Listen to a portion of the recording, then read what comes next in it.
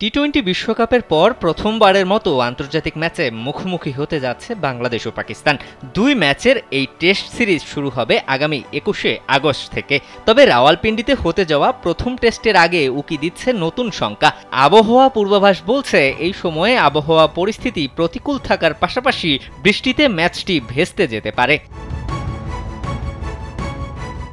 পাকিস্তানের আবহাওয়া বিষয়ক বিভাগের খবরে জানা গেছে রাওয়ালপিন্ডি টেস্টের ২১ থেকে ২৫শে আগস্ট প্রতিদিনই বৃষ্টি হওয়ার সম্ভাবনা রয়েছে। এদিকে এই মুহূর্তে ভেন্যু প্রস্তুতের কাজও বাধাগ্রস্ত হচ্ছে প্রতিকূল আবহাওয়ার কারণে।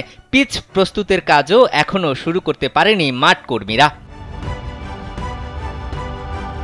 স্যান্ডেলিনা সো, রূপচর্চায় আভিজাত্য। দেশটির সংবাদ মাধ্যম জিও সুপার ও ক্রিকেট পাকিস্তানের প্রতিবেদনে বলা হচ্ছে, কোন পিচে সিরিজের প্রথম টেস্ট খেলা হবে সেটি এখনও চূড়ান্ত করা যায়নি।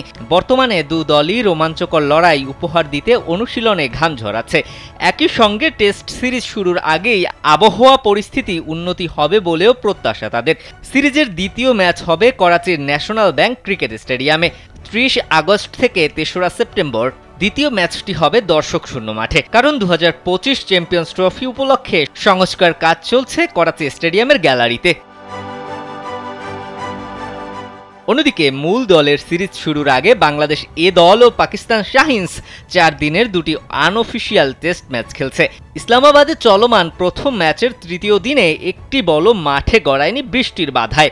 ম্যাচের প্রথম ইনিংসে স্বাগতিকরা ২৪৫ রানের বড় লিড নিয়েছে, যেখানে খেলছেন মুশফিকুর রহিম, মমিনুল হক সহ বাংলাদেশ জাতীয় দলের অন্তত ৫ জন ক্রিকেটার। সিরিজ উপলক্ষে বাংলাদেশ নির্ধারিত সময়ের চেয়ে ৪ দিন আগে পাকিস্তানে পা রেখেছে। শিক্ষার্থীদের আন্দোলনের মুখে নতুন সরকার গঠিত হলেও কয়েকদিন দেশের সামগ্রিক নিরাপত্তা ব্যবস্থা ছিল ভঙ্গুর। সেই পরিস্থিতিতে কয়েকদিন অনুশীলন স্থগিত করতে হয়েছিল ক্রিকেটারদের। পরে আগে ভাগে পাকিস্তান গিয়ে অনুশীলন করার সুবিধা চেয়ে পিসিবির কাছে আবেদন করলে তাতে সাড়া দেয় পিসিবি। দিবাকর চৌধুরী, কালবেলা।